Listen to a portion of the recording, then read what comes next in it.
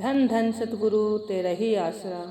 सतगुरु जी की प्यारी साध संगत जी, आज के करिश्मे में हम सुनेंगे कि कैसे एक लड़के की गुम हुई आवाज़ परम पिताजी की कृपा से वापस लौट आई। तो आइए सुनते हैं। धन धन सतगुरु तेरा ही आसरा। प्रेमी इंद्र सिंह रामगज मंडी मोगा से बेपरवाह कुल मालिक परम पिताजी की अपार बख्शिश का एक प्रत्यक्ष करिश्मा इस प्रकार बयान करता है।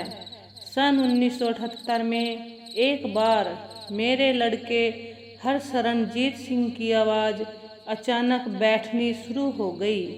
पहले कुछ दिन तो मैंने उस तरफ कोई ज़्यादा ध्यान नहीं दिया, परंतु जब बीमारी काफ़ी हद तक बढ़ गई तो उसे स्थानिक किसी वैद्य के पास ले गए। पूरे 2 महीने उस वैद्य की दवाई चलती रही, परंतु जरा मात्र भी सुधार नहीं हुआ। उसके बाद मैंने लड़के को वहीं के ही एक एलोपैथी डॉक्टर गिल से चेकअप करवाया। करीब 2 महीने उसका भी इलाज चलता रहा, कुछ भी फायदा न पहुंचा। रोग पहले से भी ज़्यादा बढ़ गया। उसके बाद मैं अपने लड़के को लुधियाना में डॉक्टर पाठक के पास ले गया। वह भी अपने आप में काफ़ी समझदार माना जाता है और जो कि IENT का स्पेशलिस्ट है, परंतु उसकी दवाई से भी लड़के को कोई फ़ायदा नहीं पहुंचा। उस 6-7 महीने के समय में लड़के की आवाज़ इतनी दब गई थी कि काफ़ी जोर लगाकर बोलने पर भी बहुत मामूली सी आवाज़ उसके गले से बाहर आती। बेचारा परेशान होकर रो पड़ता था। फिर एक दिन जालंधर के एक डॉक्टर प्रकाश सिंह के बारे में मैंने अखबार में पढ़ा कि इन बीमारियों का उसके पास शर्तीय इलाज है। मैं अपने लड़के को उसके पास भी ले गया। अच्छी प्रकार से चेकअप करने के बाद उसने भी अपना इलाज शुरू कर दिया। पूरे 2 महीने उसकी दवाई चलती रही, परंतु कोई फ़ायदा नहीं हुआ।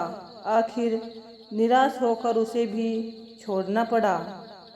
हम सब बेबस थे, हम सब थक हार गए थे, क्योंकि कहीं से भी हमें राहत नहीं मिल पाती।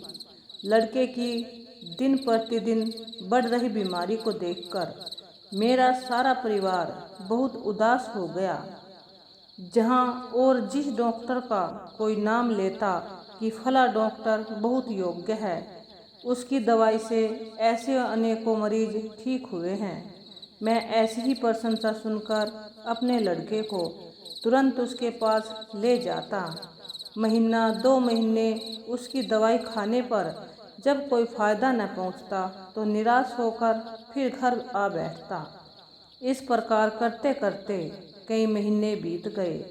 तब तक लड़के की बीमारी काफ़ी हद तक बढ़ गई थी। उसकी आवाज़ लगभग बंद हो गई थी। मेरी एक लड़की नर्सिंग सिस्टर है।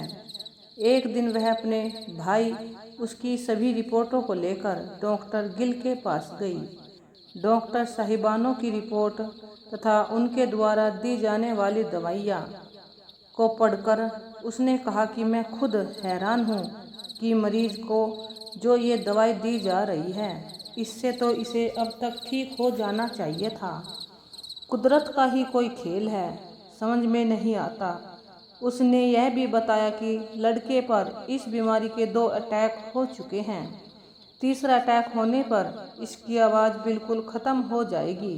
ईश्वर ही कोई दया मेहर करे तो करे। डॉक्टरी इलाज तो बस यहीं तक था। डॉक्टर की बात तब तक मेरे परिवार को भी मालूम हो चुकी थी। इतनी कोशिश करने, लगातार इलाज करवाने पर भी लड़के का रोग कम होने की बजाय और अधिक बढ़ चुका था। आखिर हमने अपने सतगुरु सर्वसामर्थ मेहरबान दातार परमपिता शाह सतनाम सिंह जी महाराज के नाम का सहारा लिया। हम लोगों को पक्का निश्चय हो चुका था कि हमारा बच्चा सतगुरु जी की कृपा दृष्टि से ही ठीक हो सकता है। हम लोग यह कहकर परम दयालु सतगुरु जी के दर पर सच्चा सौदा दरबार में आए। उस दिन दरबार का माहवारी सत्संग था। हमने अपने मन में फैसला कर लिया था कि वे अपने परम प्यारे सतगुरु जी की हजूरी में अपनी मजबूरी अर्ज करके ही यहाँ से जाएंगे। ऐसे और भी कई जीव थे जो अपने मालिक के दर्शनों की लालसा व अन्य कई प्रश्न मन में लिए हुए थे। बेपरवाह जी के हुक्म अनुसार सेवादारों ने वहाँ पर मौजूद संगत को एक बड़े से गोल दायरे में बैठा लिया। इतने में अंतर्यामी मेहरबान शहंशाह जी भी वहाँ दायरे में आ गए। अपने प्यारे सतगुरु जी की कृपा दृष्टि पाने के लिए सभी प्रेमी अत्यंत शांतिपूर्वक बैठे थे। कुल मालिक वालिदो जहान अपनी पावन दृष्टि व नूरी दर्शनों से जिज्ञासु जीवों की इच्छा पूरी करते, सभी जीवों को अपने मधु वचनों से संतुष्ट करते हुए धीरे धीरे दायरे में बैठे मेरे परिवार के पास भी पहुंच गए। घट घट की जाननहार सामर्थ दातार जी ने मेरे से मेरे परिवार की कुशलता के बारे में पूछा। इस पर मेरी लड़की ने खड़े होकर अपने भाई की उस लंबी बीमारी के बारे में अर्ज करते हुए साथ में उसके सारे टेस्ट व दवाइयों की पर्चियां भी शहंशाह जी की हजूरी में पेश कर दी। दूसरी तरफ बेपरवाह जी ने लड़के हर्षरंजीत पर अपनी कृपा दृष्टि डालते हुए पवित्र मुख से फरमाया, बेटा नारा लाओ। लड़के ने बहुत कोशिश की परंतु आवाज़ गले से बाहर न निकल सकी, केवल उसके होठ ही हिलते दिखाई दिए। इसके साथ ही दुख के कारण लड़के की आंखें भर आई। इस पर खुद खुदा दोनों जहानों के मालिक पूज्य परम पिताजी ने हमें दिलासा दिया और करीब आधा मिनट शांत रहने के बाद अपने पवित्र मुख से वचन फरमाया, बेटा किसी भी डॉक्टर हकीम या वैद्य के पास नहीं जाना, ते कोई दवाई नहीं लेनी। काल ने बीमारी दिती है अते दयाल ही कटेगा, शब्द बोल लिया करो। मैंने अपने प्यारे रहबर खुद खुदा के ये अनमोल वचन सतवचन कहकर झोली में डाल लिए। पूर्ण श्रद्धा से सिर झुकाकर अपने सतगुरु का आशीर्वाद प्राप्त किया।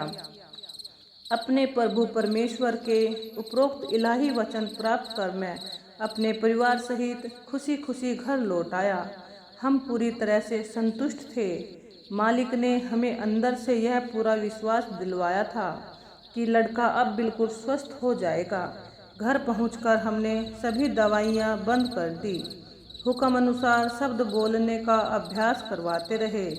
1 महीने तक बेपरवाह जी की कृपा से वह बच्चा बिल्कुल स्वस्थ हो गया। वहीं लड़का जो कुछ दिन पहले पूरे जोर लगाने पर भी एक अक्षर नहीं बोल सकता था, आवाज़ उसके गले में ही अटक कर रह जाती, केवल होठ ही हिलते कंपन करते थे। पूज्य परम पिताजी के वचनों के अनुसार अब वह खूब ग्रंथ पढ़ता है, शब्द बोलता है, वह बातचीत करता है। मालिक तो सर्व सामर्थ है, वह सृष्टि का कर्ता, सभी जीव प्राणियों का आधार है। सारी प्रकृति उसी के हुक्म में है। उसके हुक्म के बिना पत्ता भी नहीं हिलता। वह उस जीव का कोई कर्म था जो काल ने उससे भुगतवाना था, लेखा लेना था। कुल मालिक जो स्वयं परम पिता सा सतनाम सिंह जी महाराज बनकर आए, काल भी तो इन्हीं के हुक्म में है। सतगुरु तो हमेशा दयालु है, वह रहमत का समुद्र है। अपने जीवों की सच्ची पुकार सुनकर वह उन पर अपनी रहमत की वर्षा कर देता है। जैसे कि मैं अपने लड़के की बीमारी को देखकर अत्यंत परेशान हो चुका था, आखिर अपने सतगुरु का आसरा लेकर ही बैठा।